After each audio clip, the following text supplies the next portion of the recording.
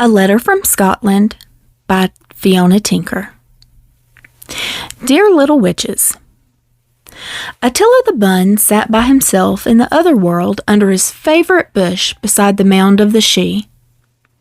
It was a wet, miserable day, made all the more miserable by the fact that the Seelie court had already moved out and the unseelie court were in the process of moving in. The summer fairies had given way to the winter fairies, and Attila knew that the time of darkness approached.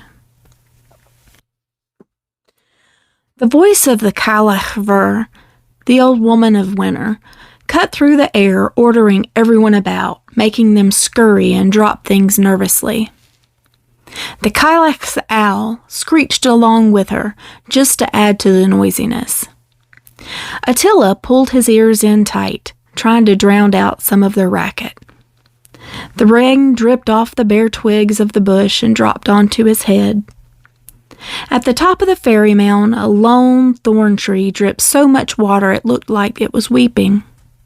Attila already thought it was a sad day, and it seemed like the weather agreed with him. Added to this, Attila hadn't seen Meg, the cat with half a tail, or Angus for a while, for at least half a day. He felt very alone, very fed up, and very, very sorry for himself. "Where are you, Angus?" he called softly. Attila looked behind him hopefully, but no one was there. That was odd. Angus was always there. What had happened?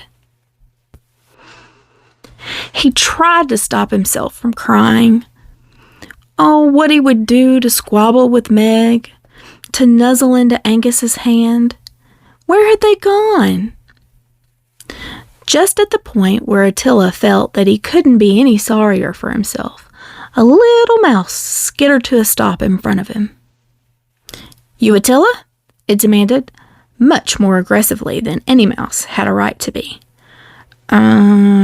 Yes," stammered Attila. "Message for you, from Meg," continued the mouse in its confident tone. "Join him in the human world. You know where, you know how." The mouse looked at him. "Got it?" Yes," stammered Attila again. "Good." And with this message delivered, the very self-assured mouse darted away. Although Attila was a bit taken back by the odd little messenger, he was also very happy to know that he hadn't been abandoned by his friend. He knew exactly where Meg, the cat with half a tail, was. He was with their favorite human in her world.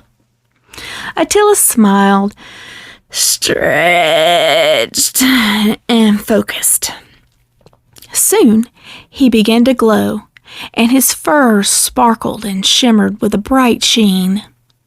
Then, the air around him changed from the ordinary everyday light of the other world to the purple light of the between the worlds.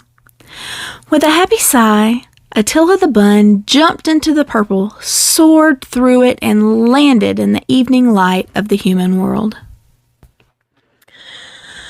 "Ah, there you are," said Angus, as he bent down to stroke Attila's fur. "You got Meg's mousogram, then." "I did," answered Attila. "What a weird way to get a message." "Worked, didn't it?" grumped Meg. Then he turned his attention back to the human in front of them. The god, the cat with half a tail, and the rabbit watched as the human set up her Samhain altar. The orange and black colors of the candles and the cloth made the silver bells decorating the large black scrying mirror stand out beautifully. Some orange flowers were carefully placed at the back. A black marble bowl sat center of the altar, ready to be filled with offerings. 2 black candles were set in wall sconces on each side of the mirror. A ram skull was added, then a seeing stone, a shell, and a feather were laid carefully at the front. A beautiful white swan statue was given pride of place. Lastly, a small card with a sign of Angus was added just to the side of the offering bowl. "I like that she does that," said Angus. "It makes me happy she remembers too." "Remembers what?" "What's it for?" asked Attila. "It's a birthday card for Angus," Meg chipped in. "She always does that." "This next bit is really important," said Angus. "Watch." The woman reached for a box and took from it a decorated twig. Photographs hung from the small branches. She placed the bottom end of the twig into a pot of earth before the altar. Then she stood back and began to sing an ancient song. Sighed Angus contentedly.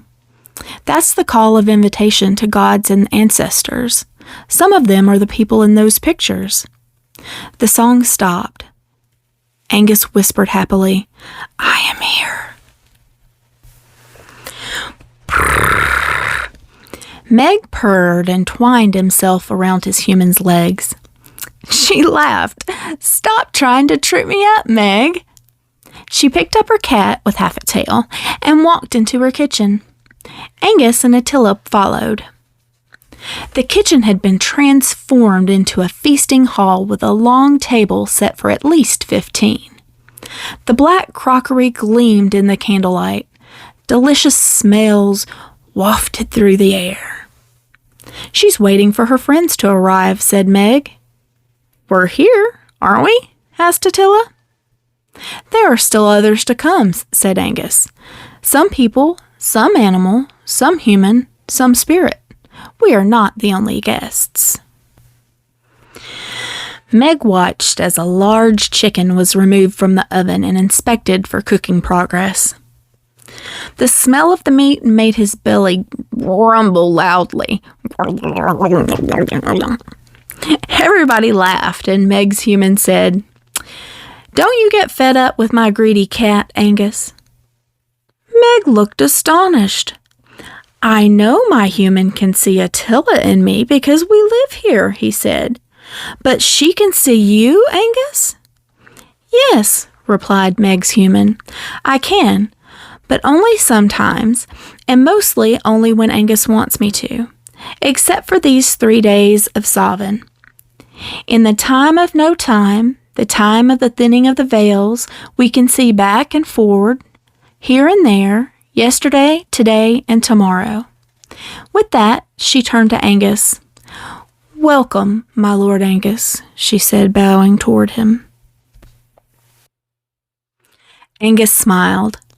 "I am, as always, happy to attend your feast and your ritual." "We are honored, as we always are," she replied. "This is the grown-up stuff, isn't it?" asked Attila huffily. "It's boring. Where's the games?" Laughing, Angus pointed to the large bowl of sweets by the front door, the bucket of water with apples swirling in it ready for Duncan, and the sticky buns on strings swinging from the ceiling ready to be caught by small mouths. "Oh, there will be plenty of games for those children who come singing for their Halloween," he said. "But for some humans, this is their most sacred time of the year, and that is what is being prepared for here." Meg glared at Attila. "Sometimes learning stuff is hard," he said, "but it's never boring." Meg could have saved his breath. Attila was in the middle of the huge bowl of sweets, happily digging through them as if he was looking for his favorites, or a surprise carrot. Suddenly, there was a change in the air and the smell of electricity. Meg, the cat with half a tail, felt his fur stand on end.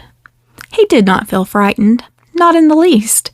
If anything, what he felt was the exact opposite. He felt an overwhelming sense of love. The air shimmered a little. Then a black Labrador dog with his tongue hanging out, a white cat with a blue eye and a green eye, a black fluffy cat, a red rabbit, and a small white one, and the sleekest, smallest black cat Meg had ever seen, all appeared.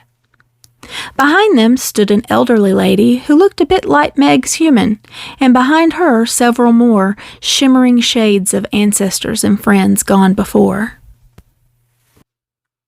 "Your guests are beginning to arrive," said Angus. The living ones are on their way, too. They'll be here in about 10 minutes. Thank you, she said. Time to start the Bannocks.